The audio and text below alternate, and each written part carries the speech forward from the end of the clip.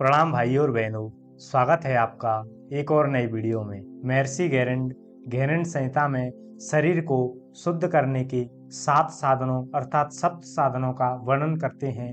शोधनम दृढ़ता चैव स्थैर्य धैर्य च लाघवम प्रत्यक्षम निर्लिप्तम च घटस्य सप्त साधनम अर्थात शोधन, दृढ़ता, स्थैर्य, धैर्य और लाघवम, इसके अलावा प्रत्यक्ष और निर्लिप्त घट अर्थात शरीर को शुद्ध करने के 7 साधन हैं। आगे महर्षि घेरंड इन साधनों को प्राप्त करने के बारे में बताते हैं।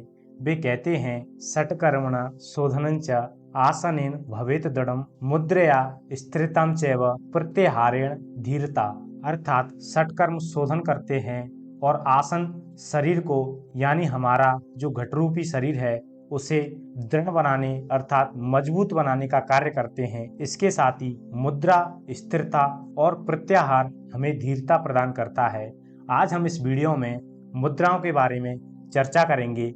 मुद्रा के अर्थ को समझने की कोशिश करते हैं। संस्कृत भाषा के मुद्रा शब्द का अर्थ होता है भाग भंगिमाएं अर्थात शारीरिक भाग भंगिमाएं और हम कुलावण तंत्र के अनुसार इसका अर्थ देखें तो मुद्रा शब्द की उत्पत्ति संस्कृत के मुद धातु से हुई है जिसका अर्थ होता है प्रसन्न होना।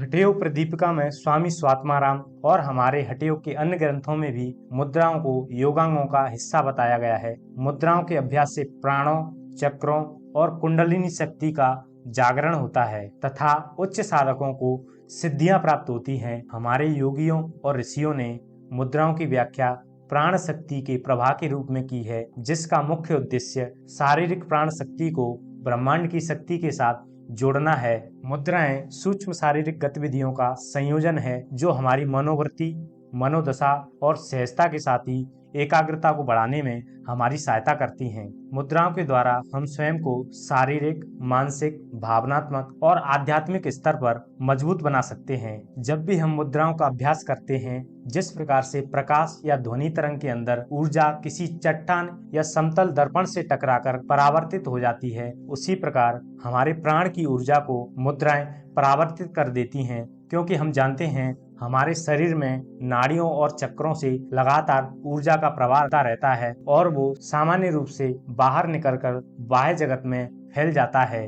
लेकिन मुद्राओं के द्वारा हम उस प्राण प्रवाह को अर्थात उस प्राण ऊर्जा को पुनः अपने शरीर के अंदर वापस ला सकते हैं। मुद्राओं को 5 भागों में बांटा जाता है। इनमें सबसे पहले है हस्त मुद्रा, उसके बाद मन मुद्रा, शरीर मुद्रा, बंध मुद्रा और आधार मुद्रा। आज हम इस वीडियो में केवल हस्त मुद्राओं की बात करेंगे अर्थात वे शारीरिक भाग भंगिमाएं जो हाथों के द्वारा की जाती हैं उन्हें हस्त मुद्राएं कहा जाता है। मुद्राओं का अभ्यास उन लोगों के लिए जरूरी है जो किसी भी प्रकार की यौगिक क्रियाएं या आसन नहीं कर पाते, अतः उन्हें मुद्राओं का अभ्यास जरूर करना चाहिए। मुद्राओं को समझने से पहले हम पंच तत्व की अवधारणा को समझने का प्रयास करते हैं। पंच तत्व की अवधारणा हमें गीता और आयुर्वेद में देखने को मिलती है। इसके अलावा अन्य ग्रंथों में भी देखने को मिल सकती है। पंच तत्व की अवधारणा के अनुसार हमारा शरीर 5 तत्वों से मिलकर बना होता है, जिनमें सबसे पहला है अग्नि, उसके बाद वायु, तीसरा है आकाश, चौथा है जल, 5वां है पृथ्वी। अतः हम मुद्राओं को अभ्यास करने से पहले हम अपने हाथ के अंदर 5 तत्वों की अवधारणा को समझने का प्रयास करेंगे। हमारा जो अंगूठा है या थंब है उसके अंदर अग्नि तत्व, अनामिका या इंडेक्स फिंगर के अंदर वायु तत्व, मध्यमा या मिडिल फिंगर के अंदर आकाश तत्व, इसके बाद अनामिका या रिंग फिंगर के मध्य जल तत्व और कनिष्का या लिटिल फिंगर के मध्य पृथ्वी तत्व की विद्यमानता होती है। अब हम मुद्राओं को समझेंगे। सबसे पहले आपको किसी भी ध्यानात्मक आसन में इस प्रकार से बैठ जाना है। आप पद्मासन, सुखासन या सिद्धासन किसी भी आसन में आराम पूर्वक बैठ सकते हैं। इसके बाद अपनी आंखों को धीरे से बंद करना है और अपनी संपूर्ण सजगता को अपने शरीर के ऊपर लेकर आना है।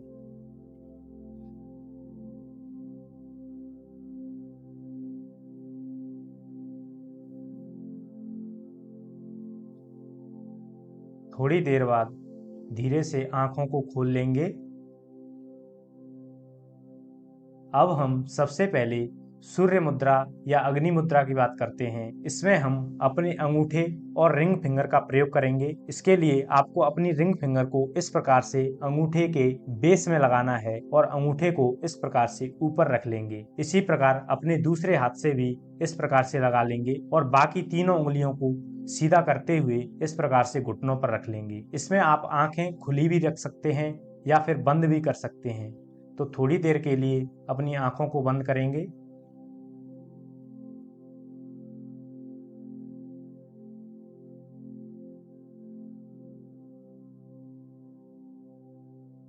इस मुद्रा का अभ्यास आपको 5 से 10 मिनट तक जरूर करना है। अगर हम इस मुद्रा के लाभों की बात करें तो यह शरीर के मेटाबॉलिज्म को संतुलित करता है। इसके साथ ही अगर कोई भी व्यक्ति मोटापे या अधिक वजन से पीड़ित है तो उसे इस मुद्रा का अभ्यास जरूर करना चाहिए। और जिन लोगों के शरीर की प्रकृति अत्यधिक ठंडी है उन्हें इस मुद्रा का अभ्यास जरूर करना चाहिए, क्योंकि ये मुद्रा शरीर के टेम्परेचर को बढ़ाने का कार्य करती है। इसके साथ ही यह कोलेस्ट्रॉल को भी कम करने का कार्य करती है। अब हम अगली मुद्रा वायु मुद्रा की बात करते हैं। वायु मुद्रा के लिए हम अपने अंगूठे और इंडेक्स फिंगर का प्रयोग करेंगे। इसके लिए आपको अपने अंगूठे के बेस में इस प्रकार से रिंग फिंगर को मोड़ते हुए रख लेना है और अंगूठे को उसके ऊपर इस प्रकार से रख लेना है। बाकी तीनों उंगलियां इस प्रकार से सीधी रहेंगी और आप अपने दूसरे हाथ से भी इस प्रकार की मुद्रा बनाएं और अपने घुटनों पर इस प्रकार से रख लें। कमर और गर्दन को सीधे करते हुए अपनी आंखों को बंद करेंगे। 5 से 10 मिनट तक इसका अभ्यास जरूर करना है।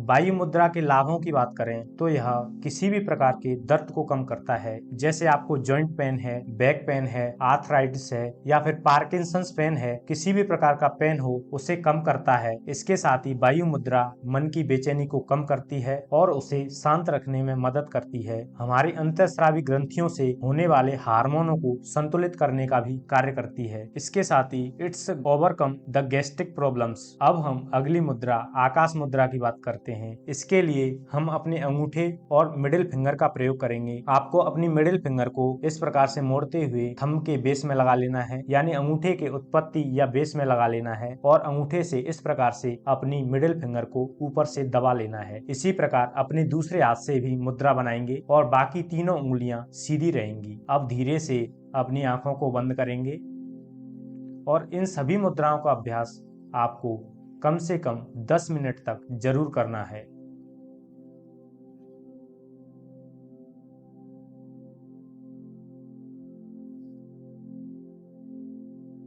आकाश मुद्रा के लाभों की बात करें तो आकाश मुद्रा हमारी थायराइड की प्रॉब्लम को कंट्रोल करने का कार्य करती है। इसके साथ ही कान या फिर कम सुनने की समस्या को दूर करता है और हमारे शरीर को डिटॉक्सिफाई करने के साथ ही मेटाबॉलिटिक वेस्ट को एलिमिनेट करने का कार्य करता है। अब हम अपनी अगली मुद्रा पृथ्वी मुद्रा की ओर बढ़ते हैं। पृथ्वी मुद्रा के लिए हम अपने थंब और रिंग फिंगर को प्रयोग में लेंगे। इसके लिए आपको अपने रिंग फिंगर की टिप को अपने अंगूठे की टिप से स्पर्श कराना है इस प्रकार से। बाकी तीन उंगलियों को इस प्रकार से सीधा रखना है और धीरे से आंखों को बंद करना है।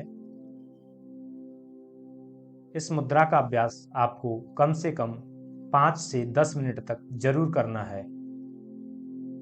पृथ्वी मुद्रा के लाभों की बात करें तो जो लोग बहुत पतले दुबले हैं या फिर जो वजन बढ़ाना चाहते हैं उनको इसका अभ्यास जरूर करना चाहिए। इसके साथ ही यह हमारे शरीर की शक्ति को बढ़ाता है और स्थिरता में सुधार लाता है। यह बालों की ग्रोथ को बढ़ाता है और बाल गिरने की समस्या को भी कम करने का कार्य करता है तथा हमारे शरीर में पृथ्वी तत्व के बढ़ने से स्टेमिना और वेट में वृद्धि होती है। अब हम अपनी अगली और लास्ट मुद्रा की बात करते हैं, वो है जल मुद्रा या फिर वरुण मुद्रा। इसके लिए हम अपने थंब और लिटिल फिंगर को प्रयोग में लेंगे। आपको अपनी अंगूठे की टिप को अपनी लिटिल फिंगर की टिप से इस प्रकार से स्पर्श कराना है। बाकी तीनों उंगलियां आपकी इस प्रकार से सीधी रहेंगी और इस प्रकार से अपने घुटनों पर रख लेंगे और आंखों को बंद करते हुए इसका 5 से 10 मिनट तक अभ्यास जरूर करेंगे। जल मुद्रा के लाभों की बात करें, ये हमें डिहाइड्रेशन और कॉन्स्टिपेशन से बचाने का कार्य करती है। इसके साथ ही हमारी स्किन को नमी युक्त रखने तथा इसे बीमारियों से बचाने का कार्य करती है। यह रक्त के शुद्धिकरण और कोलेस्ट्रॉल को कम करने में मदद करती है और हमारे शरीर के अंदर वाटर मेटाबॉलिज्म को बनाए रखने में मदद करती है। अगर आप इन मुद्राओं का अभ्यास नियमित रूप से करते हैं तो आप स्वयं को अनेक रोगों से बचा सकते हैं। तो भाई और बहनों, अगर आपको ये वीडियो पसंद आया हो तो इसे लाइक करें और अपने परिवारजनों के साथ शेयर जरूर करें। धन्यवाद।